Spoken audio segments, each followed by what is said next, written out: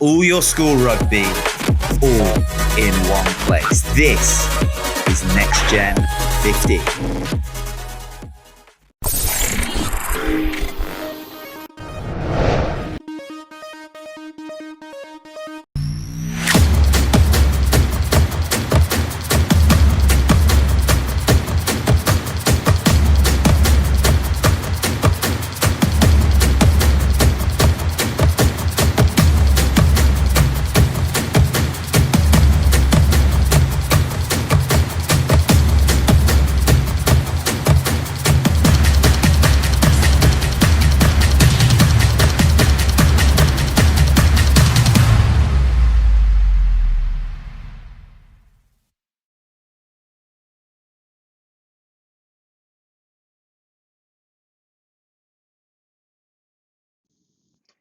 Hello and welcome to this latest video from NextGen 15, where we'll be looking at the schools that have produced the most England under-18 players.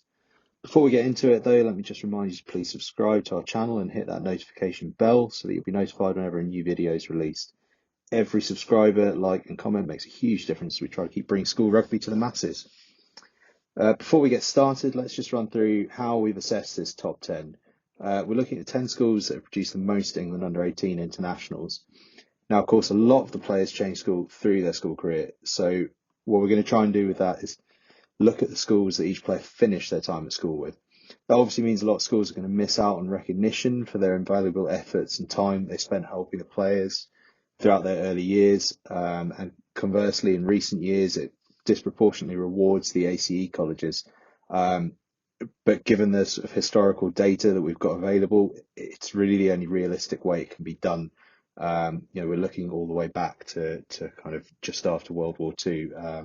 So getting data on that level, it just isn't quite possible. But please do get in touch if you're a school that looked after someone pre their final school, because we'd love to give you a shout out across our social media channels and really let the world know the great job that you guys did. So just to look at the period we're covering, it's from the end of World War II. We have the data for England under-18 internationals basically from 1949 onwards, which is when rugby started after World War II. We've included players who were selected in 2020 England under-18 squads. Obviously, those games were lost to COVID, but it feels a bit unfair on those guys who were only really denied their chance due to a global pandemic, and certainly would have been capped were it not for that.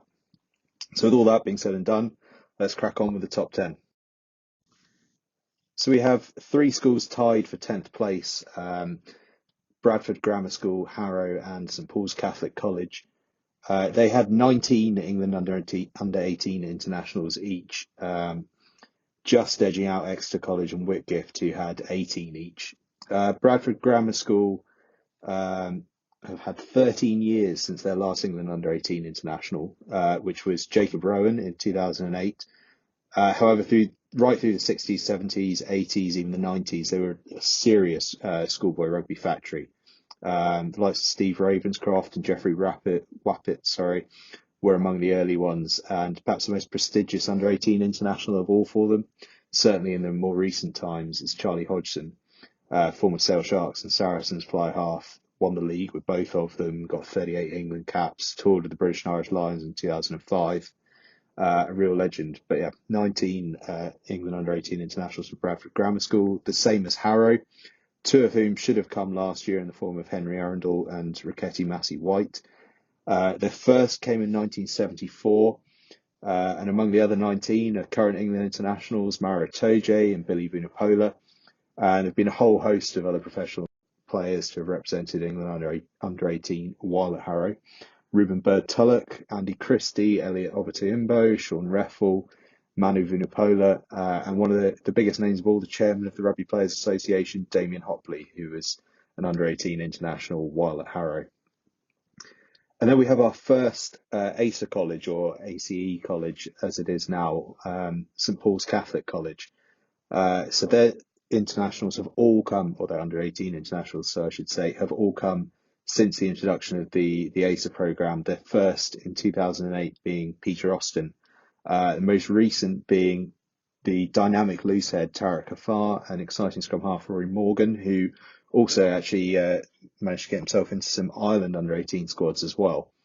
Among the big names on those 19 that have represented England under-18 are the likes of Italy second row, David Ceci, Wales centre, Johnny Williams, and we've seen the likes of Ollie Hassel-Collins and Luke Green doing some really good stuff of late. Also Phil Cocknessinger, younger brother of the England international wing Joe.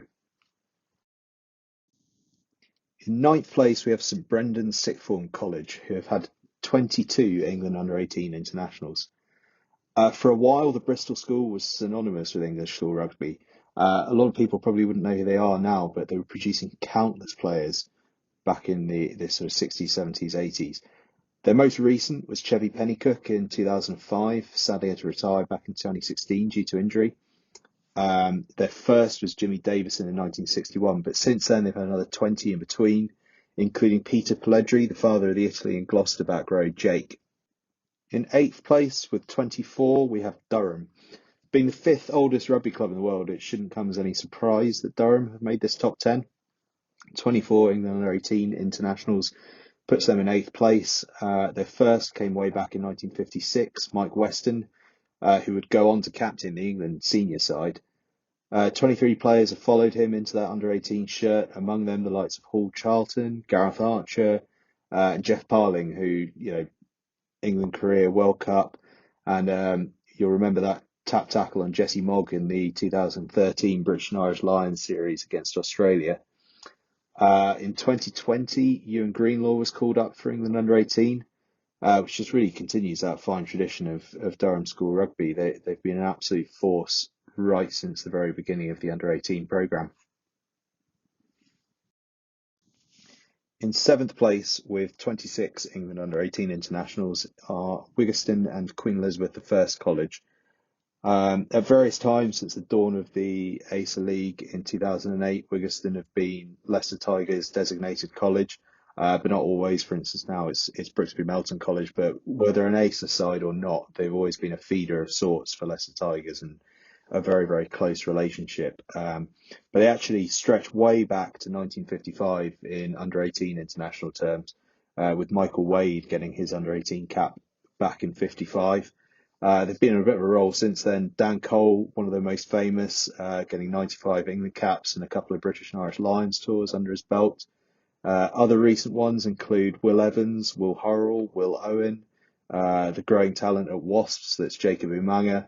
And their most recent under-18 international is another player with a massive future, Joe Hees, the Leicester Tigers tight head.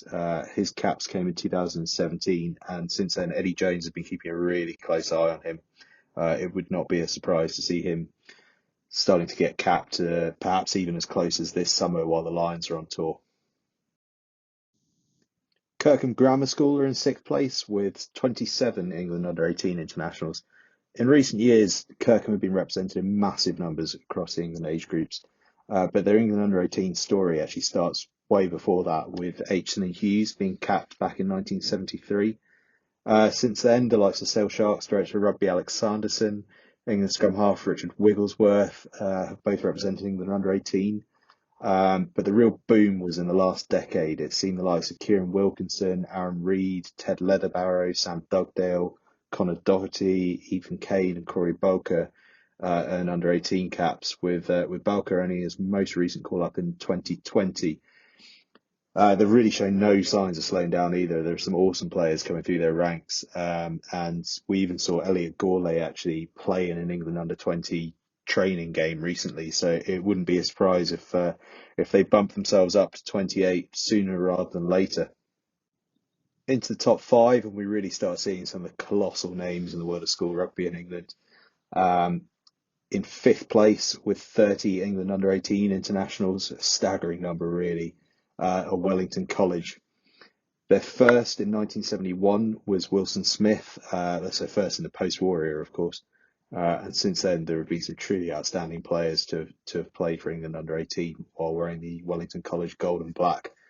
Among them, former England internationals James Haskell and Paul Doran-Jones. And in the last decade, the number of players representing England under-18 from Wellington College is absolutely shot through the roof. Among them, we're looking at guys like Sam Asplen-Robinson, Josh Basham, Rory Brand, Connor Dolan, Brett Heron, Ben Loader, Tom Parton, Jack Reed, Finn Rossiter, Sam Spink, Matt Williams. So the numbers just go on. And of course, the late Sedbergh and Alule. Such a shame that he sadly passed away a few years ago. Such a promising young career ahead of him. More recently, Finn Baxter, captain England under-18 in South Africa in 2019, with Marcus Rhodes also playing, and he was also named in the 2020 squad, along with the likes of Monty Bradbury, Will Hobson, and Cassius Cleves. And there's almost certainly going to be more to come. Don't be surprised if Wellington College don't, at the very least, hold this place in the future, but if anything, start climbing even higher.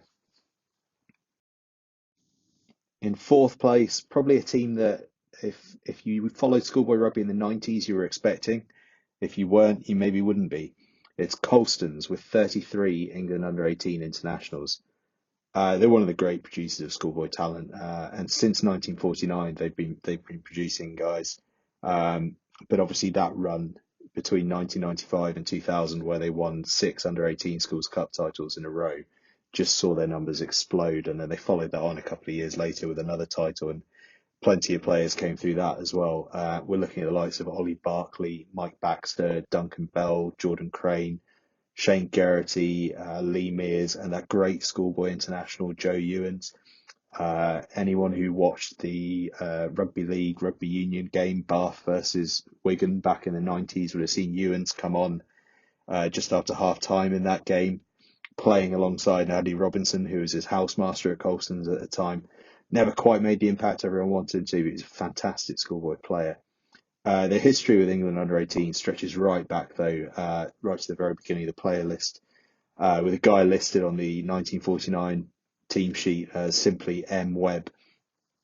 More recent players have included Dylan Power and JJ Williams, who were both included in the late 2020 England under-18 squads, with TJ Wilstead being named the season prior. It certainly seems as though whether they're in their powerhouse era or not, there's always a part of the furniture at England under-18 international rugby is Colston School. Fantastic effort from them. Into the top three then, and in third, a school that almost defied belief in terms of the sheer number of England under-18 internationals that passed through their doors in such a short period of time. Hartpury College, they've produced 35 England under-18 internationals, and their first came in just 2003. It's extraordinary stuff in less than 20 years. Those 2003 caps were Rory Teague and Tom Jarvis, and then in the 17 years under consideration since then, another 33 have followed. There are caveats of a sort, I suppose, in that they're an ASA or ACE college feeding the Gloucester Academy, but nevertheless, even in that context, they're just streets ahead of any other ACE or ASA college. Anyway, they're an extraordinary group. Among the most prestigious under-18 internationals are the likes of Ellis Genge, Dan Robson, Johnny May, all currently playing with England, as may have been Harry Randall, was it not for his injury. Ross Moriarty played for England under-18 while he was at Hartpury before going on to represent Wales and the Lions. It's probably not too long before he's going to be joined by Matt Prothero as well. Billy Burns now with Ireland, Callum Brayley now with Italy, and then you've got Lewis Ludlow captaining Gloucester and Ryan Mills playing some fantastic rugby. Both Hartpury alumni that won England under-18 caps could very easily go on to full honours. In the most recent squads of 2020, they also saw Mikey Summerfield and Morgan Adderley-Jones selected. So the Hartpury domination of these England under-18 recent setups certainly shows no signs of slowing down, and would not be a surprise to start seeing them climb into the top two at some point in the next few years. To do that, though, Hartpury College are going to have a big jump to break into this top two, because the top two sees two of the most prestigious schools in schoolboy rugby history globally, and they're separated by just 3 players and a good margin from the chasing pack as well. Both have players in the most recent squads of 2020 and will likely have players in squads in the near future as well, so expect them to be neck and neck for a while yet. In second place, we have Sedbergh with 41 England under-18 internationals since 1949. Cumbrian school famed for their brown shirts, the brown blazers that they give to those that earn their rugby colours. Their first England under-18 international came in 1966. It was John Spencer. You may well remember him from the 2017 British and Irish Lions tour of New Zealand, where he was the tour manager. But he was obviously also an England international and a British and Irish Lion himself. Since then, the stream of under-18 internationals has been pretty relentless for Sedbergh. James Simpson-Daniel, Carl Ferns, Phil Dowson, legendary England captain Paul Carling, among the most prestigious. James Lofthouse might have been as well, actually. He was picked for England under-18 ahead of Johnny Wilkinson, and is considered one of the great England under-18 players, but just never quite hit the heights that were once dreamed of him. In recent years, the number of players from Sedbergh earning England under-18 caps has just gone through the roof. It's not just a handful. We're looking at the likes of Reuben Burt, Charlie Crossdale, Tom Curtis, Max Davies, Rob Farrar, Will Hayden Wood, Josh Hodge, Ollie Melville, Alex Moon, Sam Moore, Bevan Rhodes, and Scotland's Cameron Redpath all featured for England under-18 while they were at Sedbergh. In the most recent squad of 2020, the trend continued with Ollie Spencer, James Naylor, and current captain Louis Johnson all getting named. It looks like rugby in Sedbergh is strong as ever and showing no signs of slowing down. I'm sure there's going to be plenty more to come. To the number one spot then, and given the names that have come so far, it should come as no surprise that Millfield School are top of the list, with 44 England under-18 internationals since 1949. A feat made all the more impressive, to be honest, by the fact that Millfield was only founded in 1935. Their first England under-18 cap came 33 years after they were founded in 1968, with Tim Lurwell earning his first cap. Following that, they sort of dripped through for a while. Some of the most famous sons were never going to get picked by England because they were Welsh through and through, Gareth Edwards and JPR Williams. But among those to be capped by England under-18 as the years moved through from the 60s and 70s into the 80s was their current director of rugby, one of the legendary directors of rugby in all of schoolboy rugby, to be honest, John Mallett, who earned his under-18 cap in 1988 and then went on to feature for England. It's through the last probably 25 years or so, though, that things have just absolutely shot through the roof for Millfield and started to pour through, helped in no small way by the efforts of Mallett as director of rugby.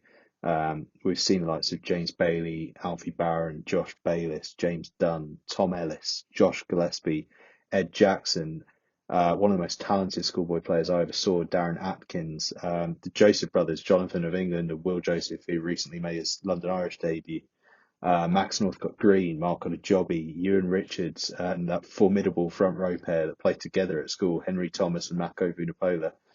And of course, former England skipper Chris Robshaw, who's just headed off to the USA to play a bit of rugby there now as he finishes his career. And that's without even considering guys that have played outside of England, the likes of Callum Sheedy and Adam Hastings, who could be facing each other in international rugby, but who, of course, didn't play for England under-18. Call-ups have kept coming as well in recent times. The most recent England under-18 squad saw Kieran Donahue and Sam Harris both named. It's just a remarkable production line. I mean, and forget just England. They're producing players for England, Scotland, Wales, Ireland, and further afield than that on such a consistent level. It's truly extraordinary, and it's truly extraordinary, really, just how many players they've had through the system in such a short period of time, really. And it's showing absolutely no signs at all of doing anything other than exactly the same for the next good while yet. So Millfield School are number one. So that's our top 10 England under-18 international producing schools.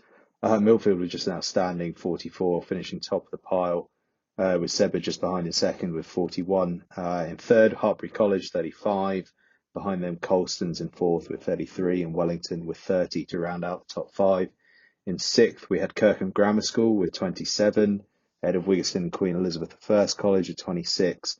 And Durham with 24. St Brendan's Sixth Form College are in ninth. Really hope that we get to see more of them in the future. Perhaps we'll get them from 22 up to 23. While in 10th place was a three-way tie between Bradford Grammar School, Harrow, and St Paul's Catholic College. So what can we kind of take from this top 10? What have we learned? I think it's pretty clear looking through the data that there's a perception in England rugby that it's kind of the preserve the independent schools, but actually the ACER program, now the ACE program, has clearly had a massive impact. There are three colleges that have at one time or another been an ACER college in the top 10, and fast forward a few years, I think it's pretty likely that we're going to see maybe someone like Exeter College join the top 10 as well. It also seems that kind of over the last decade-ish, we've seen a congregation of caps at those colleges and a select number of schools, Millfield, Sedbergh, Wellington, Kirkham, Harrow, Whitgift creeping up there as well. But if you kind of scroll through the years, it's really always been the case. Cowley Grammar School saw huge numbers in the 60s and 80s. Lydney Grammar in the decades prior and leading into the 60s. In the 90s, we saw RGS High Wycombe with some outstanding representation, similarly Barnard Castle, and that's where Bradford Grammar collected an awful lot of their under-18 caps as well. I think probably what's most notable, and you won't be able to see this on the video, but we have the background data available to us, is that since 1949, 457 different schools have had an England under-18 cap. 457. The England under-18 net spreads far and wide. And there is rightfully some sort of observation and critiquing of the fact that it appears to be very much a preserve of independent schools. But when you look at that, 457 different schools, that's a huge range of places for people to have gone to school over the course of the last, what are we looking at? 70 years. 457 is a big, big number. It's really impressive. It's really cool to have been working through this data and just seeing some of the old names and some of the schools that these people have gone to. It's just fantastic stuff, and we'll try and release the full list for you as soon as we can. That's it for this video, though. I hope you enjoyed it. Please do make sure to subscribe and hit the notification bell, as there are more videos like this to come as we dive into the top 10 England under 20 international producing schools, and then the big one, the top 10 England senior international producing schools. So if you want to be notified of these, please hit that notification bell, and please do like and comment. It all helps us out massively. In the meantime, if you could head over to www.nextgen15.com, check out all the latest news and views on our website. That's www.nextgenxv.com. And don't forget to check out our social channels as well, at NextGenXV on Twitter and Instagram. Thanks very much for watching. Catch you next time.